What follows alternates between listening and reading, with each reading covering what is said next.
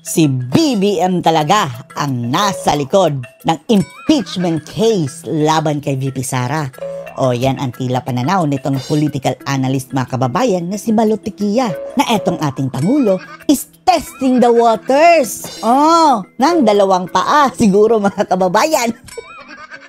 Diba kung ikaw, andun ka sa ilog mga kababayan, bago ka tumawid, sisiguraduhin mo munang safe ka na hindi ka malulunod dyan sa sapa. Kaya testing the waters ng isang paa mga kababayan. Pero ito si PBBM, direkta, dalawang paa, tumalon bigla mga kababayan para i-test ang waters. Ayun, nalunod mga kababayan sa kanyang sariling kagaguhan. At ganyan din daw ang ginagawa ngayon ni BBM, testing the waters dito sa impeachment. Na kunwari mga kababayan, wala siyang alam dyan. Wala akong alam, pero sa tingin nito political analyst, siya talaga ang nasa likod ng impeachment na iyan. Dahil sinusubukan niya kung paano mag-react ang mga tao.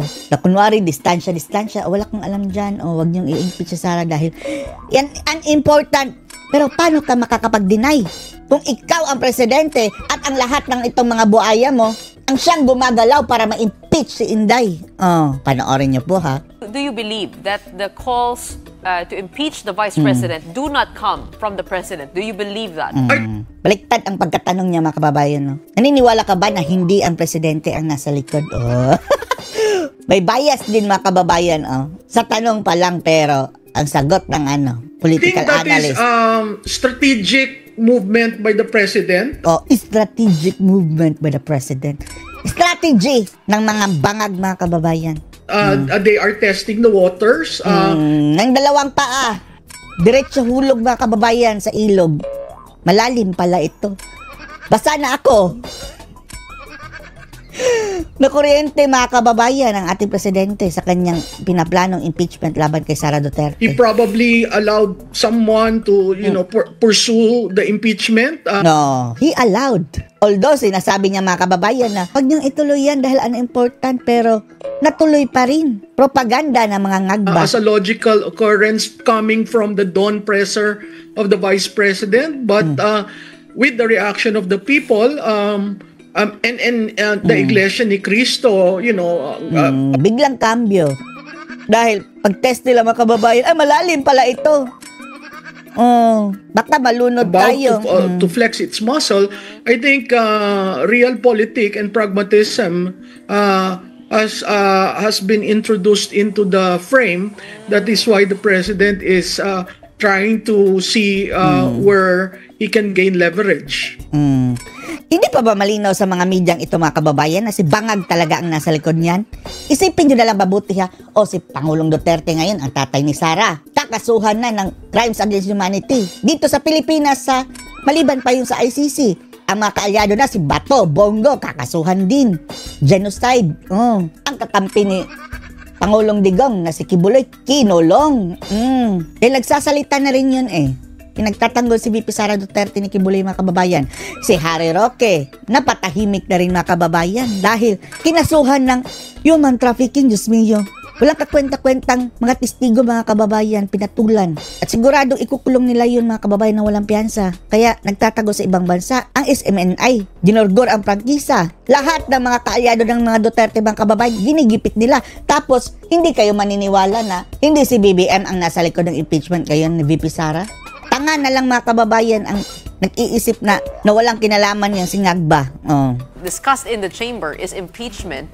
I wonder, have you spoken with the Vice President on that? And what is your fearless forecast for impeachment given the tight timelines that we have prior to the midterm elections?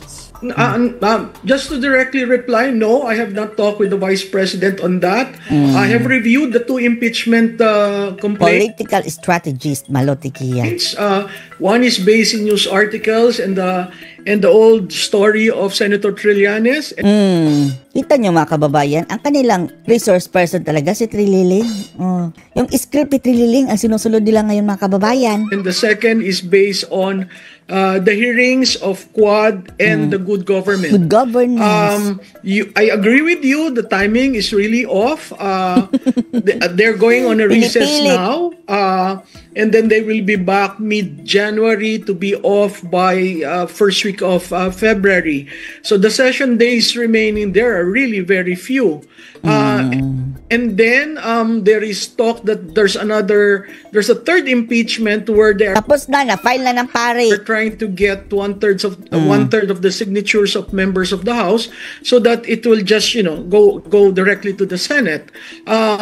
If you do that in the Senate, there will be 12 who will be 6 who will be running for re-election, and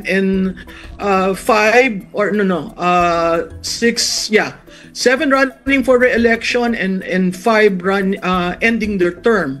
Kung ipapasa nila yan sa Senado ngayon, mga kababayan, talo agad yan. Kaya sa tingin natin, ide-delay nila yan, mga kababayan, until next year. At umaasa sila, mga kababayan, na mananalo ang itong kanilang bagoong Pilipinas slate ng mga senators. Pero pwede rin, mga kababayan, kung ngayon nila itutuloy talaga ang impeachment, pwede rin nilang ituloy yan para ma-disrupt ang pangangampanya ng mga kaalyado ng mga Duterte, mga kababayan, katulad ni Bato at Bongo. Mabibisi dyan sa impeachment. So it's going to be very hard for the impeachment court to be convened if we are very near election time. But they always say, Malu, if there is a will, there is a way. And in politics, yes. Shortcut, pwede kumuha ng signature sa Kongreso. Baka may... Nangangalap na nga ang mga rebelde, mga kababayan, yung mga makakaliwang grupo. Nangangalap na sila ng signature. Have you heard anything? Yung plano nila, yung 1/3. So, I don't know if they got the 1/3 kasi walang ang balita ko, nagkakahirapan sa pirmahan. 105 or 106 ang kailangan, mga kababayan. In Congress. In Congress, yeah. In the House of Reps. So, parang... House of Crocs. According to your bubwits, no, na hindi talaga mabubuo yung 106, 103 names. Pero kayang-kaya nila yan, mga kababayan. Pera lang ang pag-uusapan, kayang-kaya nila. Isipin nyo na lang ha, si Erwin Tulfo, mga kababayan, inaasahan natin. Grabing sip-sip ni Tulfo kay Duterte dati, mga kababayan. Ngayon, sobrang bash na. Sabi na, nanglustay daw si VP Sara Duterte. Gabundok na daw ang ebidensya. Yung pinagtatakan ko, the sudden change in tone of the president na una sinabi niya, papalagan niya si VP. Papalagan na kita! Nasaan ang palag mo? Tapos susunod sabi niya, VP Sara is unimportant and this is a waste of time. I mean, what actually, do you think? mga kababayan, pinalaga na talaga. Kaso lang, istilong duwag, mga kababayan Ang pagpalag niya, mga kababayan, impeachment yan kay Sara. Natuloy na, di ba? Pero hindi lang niya inaako. Duwag Pailalim kung tumira, mga kababayan. That sudden pendulum swing with the president's tone, Budol I think yan. confused everybody in the House of Representatives. Okay, wait dagdagan ko lang Malu yung tanong ni Gretchen kasi gusto rin kitang itanong dun It would seem, no, kanina nga nung naglabas ng Malacanang CS person si Malu, no?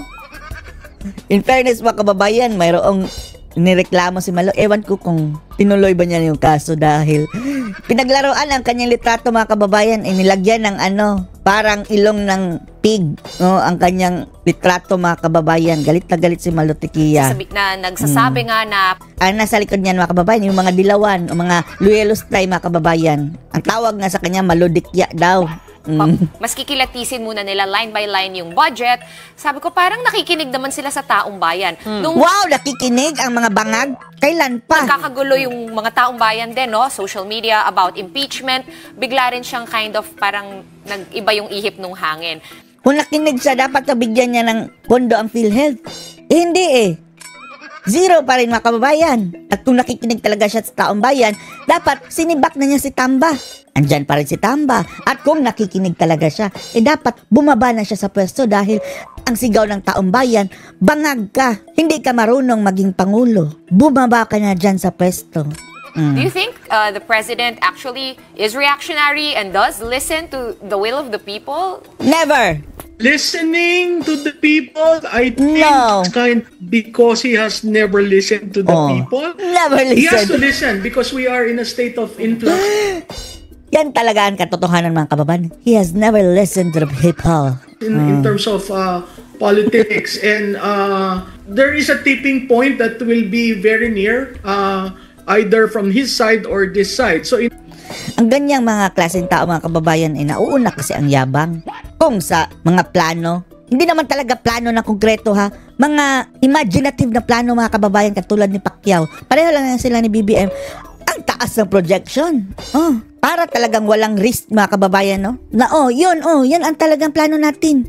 Tapos kung tatanungin mo, paano tayo mapupunta doon? Nga! Tapos sa actual na trabaho mga kababayan, lustay ng pera, party-party, walang ginagawa. So paano mo makukuha ang plano mo? Hanggang salita na lang mga kababayan. In order to manage and to prevent that tipping point from occurring, he has to really listen to the ground. Wala nang pag-asa. Bulag, pipi at bingi nga. Sabi ng mga netizens mga kababayan. Anong masasabi niyo dito mga kababayan? Sabi mismo ng political analyst na si BBM talaga ang nasa likod ng impeachment kay VP Inday Sara. Anong masasabi niyo dito? Post your comments below.